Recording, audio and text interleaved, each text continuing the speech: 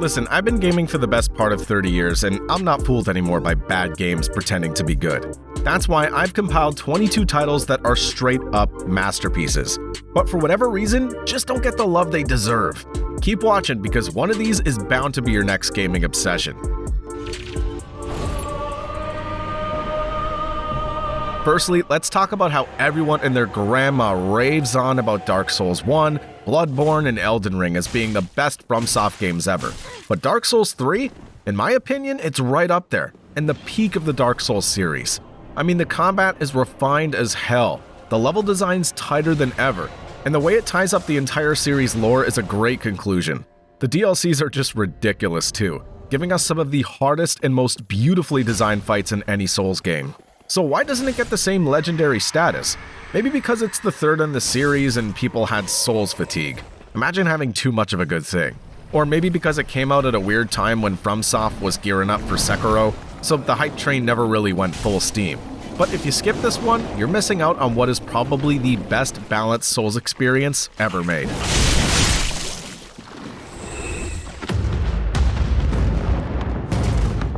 Everyone always wants a great Aliens game, and sure, you've got Isolation, which we talk about a lot, but here we have an amazing Alien game that's flown straight under the radar, and barely anyone plays it.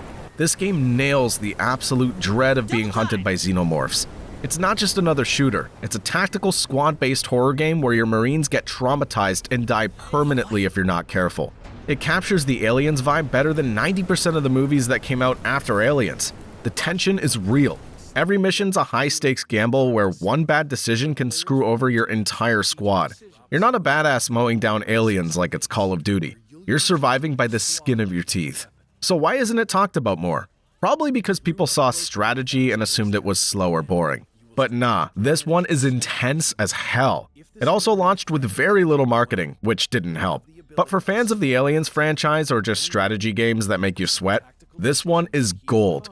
It should have been a big hit, but instead it's just sitting there, waiting for people to discover how good it is. This is one of those games that people slept on hard, and it's a crime. Prey is basically a what if BioShock but in space situation, and it absolutely delivers.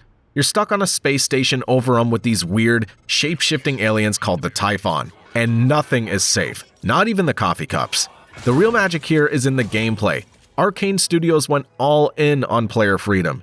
You can upgrade your character with wild alien abilities, turn into objects, and approach situations in dozens of different ways.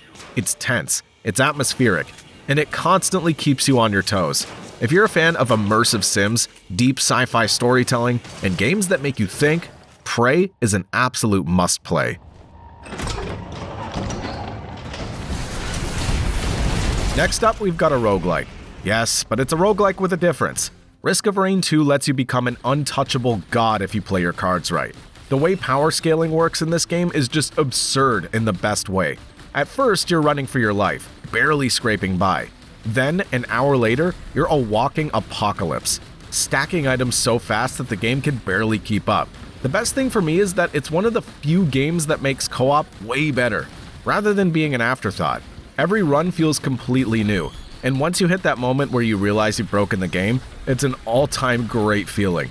Now, this one started as a little indie game and didn't have much hype, but the people who know about it, they love it. But the rest of the world's sleeping on one of the most fun, most replayable shooters ever made. And let's not forget, you have Risk of Rain Returns too, which is also highly rated by fans. Let us know what you think about this one.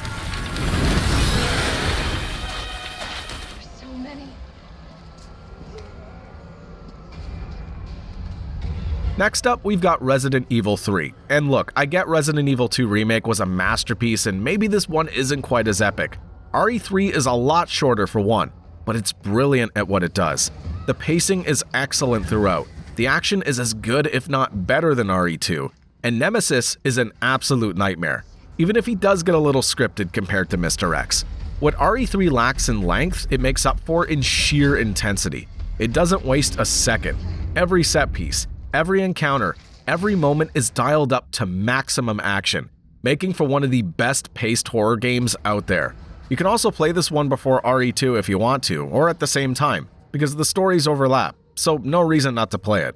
This one doesn't quite have the replay value compared to RE2, so people just kind of shrugged it off. But let's be real, how many times did you actually replay RE2? People act like it was some never-ending RPG. Okay, sure, you had Claire's story, but still, this game deserves more respect.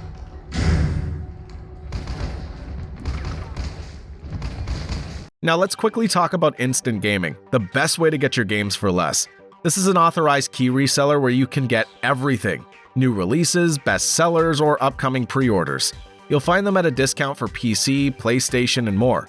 Unlike shady key marketplaces, instant gaming only sells game keys from authorized resellers, so you're getting legit products at great prices. Plus, with a top Trustpilot rating and 24/7 customer support, you could buy with confidence. Personally, I've been using their service for a while and always had a great experience, and that's why we're happy to partner with them. Check out Instant Gaming through the link in the description and start saving today. Alright, now let's get back to some of the amazing games, and the next one is an absolute gem, Trackmania.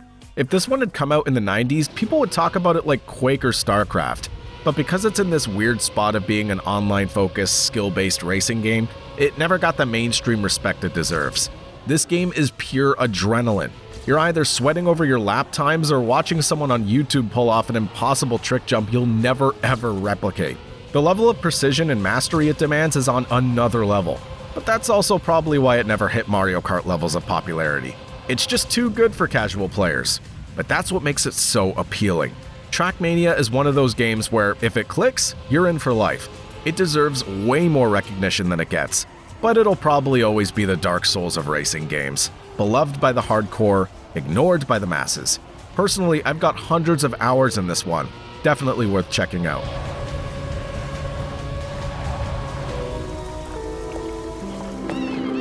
On the surface, Dredge looks like a simple fishing game. Cute, cozy, relaxing, but nah. This game is straight up Lovecraftian horror in disguise. The further you go, the weirder things get. Strange whispers, monstrous sea creatures, a creeping sense of dread. It lures you in with the promise of simple fishing mechanics, then before you know it, you're knee-deep in eldritch horror. Why isn't it a bigger deal? Probably because it's too unique. It doesn't fit neatly into one genre, so it didn't get that one big viral moment. I love how this one lures you in with the promise of simple fishing mechanics. Catch fish, upgrade your boat, sell your haul, but before you know it, you're questioning what's real and what's just your paranoia taking hold. This is one of the most atmospheric, hauntingly beautiful games in recent years, and it deserves all the praise in the world. Metro Exodus took everything great about the previous Metro games: tight survival mechanics, immersive storytelling, and some of the best world building in gaming, and expanded it into a semi-open world. The result? A game that feels incredibly personal, yet bigger than ever. For me, it took a while to get used to the open worldness at first, but once I'd completed it, I was left feeling surprised why this one didn't blow up. Maybe because it left behind the fully linear structure of previous Metro games, or maybe because the Epic Games Store exclusivity pissed people off. But if you love deep, immersive shooters with actual weight to them, Metro Exodus is a must-play.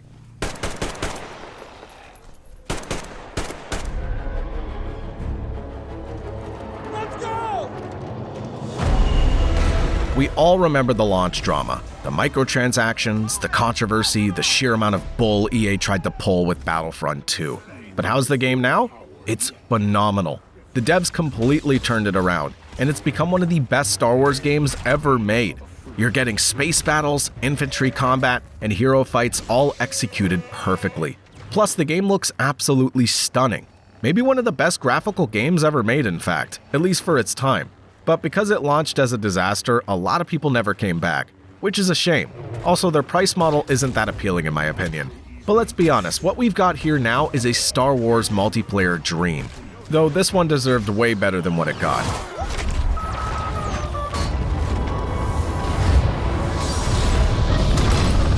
Alright, now we've got Elite Dangerous. I'm not sure if this one's a game or a full-blown space simulation. If you want to actually feel like a spaceship pilot, Elite Dangerous is one of the best ways to do it. You start with a basic ship, a little bit of cash, and absolute freedom.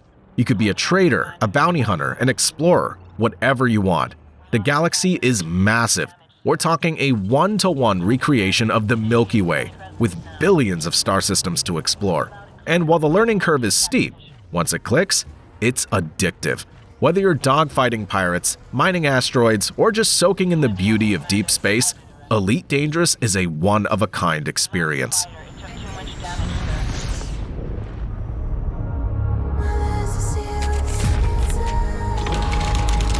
If Alan Wake 1 was a love letter to Stephen King, Alan Wake 2 is full-on psychological horror in the best way possible.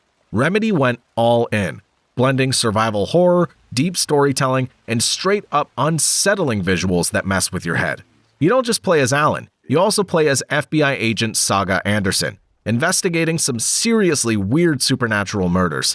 The game constantly shifts between realities. The combat is more intense than ever. And the story? Yeah, it goes deep into Remedy's connected universe in a way that fans of Control will lose their minds over. It's easily one of the best horror games in recent years. If you like deep, unsettling narratives that actually make you think, Alan Wake 2 is a must-play. What was before? This game got slept on hard, and that's a shame, because it absolutely nails the feel of Mad Max. You're roaming around a massive wasteland, scavenging for parts, upgrading your beast of a car, the Magnum Opus, and just blowing up enemy convoys in the most badass way possible. The melee combat has that Arkham-style flow. The car combat is straight up awesome, and the world feels brutal but lived in. It's got flaws. The story isn't super deep. But if you just want to lose yourself in a wasteland full of chaos, destruction, and high-speed car battles, Mad Max is absolutely worth playing.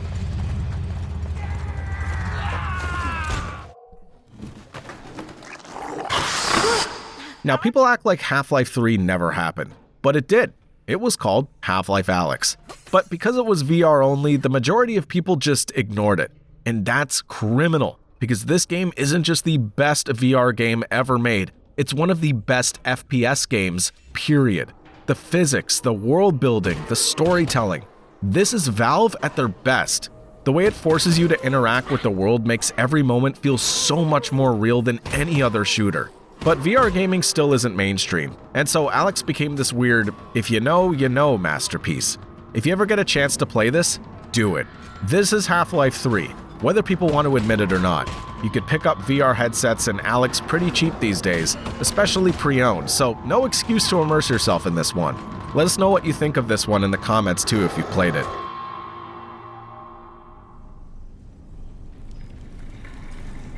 Now, usually when I think of From Software, it's Dark Souls and Elden Ring, right? Well, Armored Core 6 proves they can make an insanely good mech game too. This game isn't just about giant robots. It's about fast, strategic combat, deep customization, and some of the most precise movement controls in any game, period. Piloting a mech in this game feels incredible, and the way you can tweak your build to suit your playstyle is ridiculously fun. But what really seals the deal is the boss fights. As always, FromSoft put their signature touch on these encounters, making them intense, cinematic, and absolutely brutal. It didn't get the same hype as FromSoft's other games, but trust me, it's so worth playing, especially if you want something different from your usual action RPGs.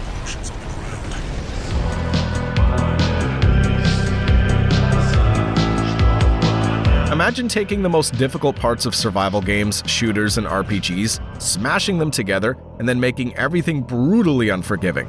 That's Escape from Tarkov. It's a game where death means losing everything you brought with you, and you can pretty much die at any moment. Trust is non-existent in this one, and the tension is through the roof. Every raid is a mix of strategy, luck, and heart-pounding action. You're either leaving with the best loot of your life or getting ambushed by a bushrat and losing hours of progress. So why isn't it more popular? Well, for one, it's tough as hell. There's no hand-holding, no easy mode, no quick respawns. It's also been in beta for way too long, making it feel like an ever-evolving project instead of a finished game. Kind of a concerning trend in the industry, to be honest, that so many games are doing that now. But hey, for those who stick with this one, there's nothing else like it. It's not only the best extraction game, but also one of the best FPS games you could play currently. Plus, I've got around 600 hours in this one. I've still hardly experienced all the content the game has to offer. Imagine if Dark Souls and Ninja Gaiden had a baby. That's Nioh 2. The combat here is on another level. You've got multiple stances to master, an insane variety of weapons, and a loot system that keeps you constantly experimenting with new builds. It takes the Souls-like formula and cranks everything up, making combat faster, deadlier, and way more technical. But it's not just about the action. Nioh 2 also leans heavily into Japanese mythology, with terrifying yokai enemies and a story that, while a bit convoluted, is packed with cool historical influences. It's one of the best action RPGs out there, but somehow it still flies under the radar compared to other Souls-likes. If you love a challenge and want a combat system that rewards precision and mastery, Nioh 2 is a must-play. Next up, we've got Sleeping Dogs. In short, it's basically GTA meets Hong Kong action movies, but it absolutely nails that feeling. The hand-to-hand combat is excellent, with a satisfying martial arts system that makes fights feel weighty and cinematic. The driving is fast and arcadey, and the city of Hong Kong is one of the most atmospheric open worlds in gaming. What really sets Sleeping Dogs apart, though, is its story. It's a gripping undercover cop thriller that actually makes you care about the characters. It's a crime game, sure, but it's also a story about loyalty, identity, and the cost of living a double life. It's one of the best open-world crime games ever, but it never got the sequels or recognition it deserved. Play it, and you'll see why fans won't shut up about it. Jackie, I'm just a little frustrated, stuck being Winston's heir. At launch, Days Gone had a bit of a rough start, but if you skipped it, you missed out on one of the most underrated open-world games of the last decade. This is basically Sons of Anarchy meets The Walking Dead. And yeah, that combo works. You play as Deacon St. John, a biker trying to survive in a world overrun by not zombies, freakers, because calling them zombies would be too easy, I guess. The open world is packed with things to do. The horde mechanics are straight up terrifying, and honestly, the story gets a lot better as it goes on. It's got its flaws, but if you're into open world survival games with big emotional payoffs, this one is absolutely worth a second look.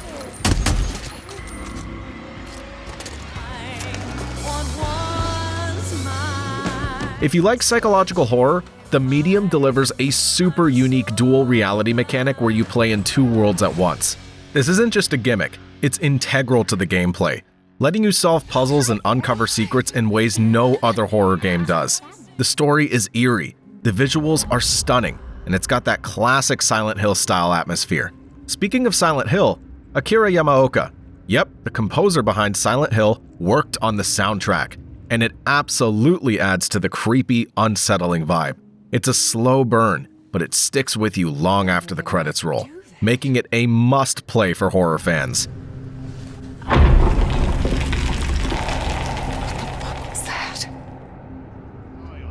If you haven't played Titanfall 2 yet, stop what you're doing and fix that. This is one of the best FPS campaigns ever made, and I don't say that lightly. The movement? Smooth as hell. The shooting? Insanely satisfying. And the level design? Chef's... wait, no, you don't like that phrase. Let's just say it's genius. The real standout is Effect and Cause, a mission so good it basically became legendary overnight. The multiplayer is just as strong, with fast-paced parkour, mechs dropping from the sky, and one of the most fluid FPS experiences ever made. The fact that EA buried this game with a bad launch window is criminal, but thankfully it still has a dedicated fan base. Next, we've got Hellblade: Senua's Sacrifice. This game isn't just good, it's an experience. Ninja Theory went all in on creating something that feels deeply personal while still being a cinematic, action-heavy adventure. You play as Senua, a Celtic warrior struggling with psychosis as she ventures into what feels like literal hell to save the soul of her lover. The real genius here? The way the game portrays mental illness. The sound design alone is insane. Voices whisper in your ears, the world distorts, and reality itself seems to break. It's one of those games that sticks with you long after you finish it. If you haven't played Hellblade yet, you owe it to yourself to check it out. Just wear headphones. Trust me. Much has changed during my absence. This one? Super underrated. It's an RPG with a deep, dark, supernatural twist, set in 1905 Warsaw, a setting you don't see in games often. You play as Thaumaturge, someone who can see and control these creepy supernatural beings called Saluters. Think of it like detective work meets occult mysticism. And yeah, it's as cool as it sounds. The game's all about tough choices, turn-based combat, and narrative depth. The story is engaging, the world is thick with history and atmosphere, and the supernatural elements are actually unsettling. If you like RPGs with unique settings, deep storytelling, and that eerie supernatural feel, the Thaumaturge is absolutely worth your time. That's all for today. Catch you in the next one.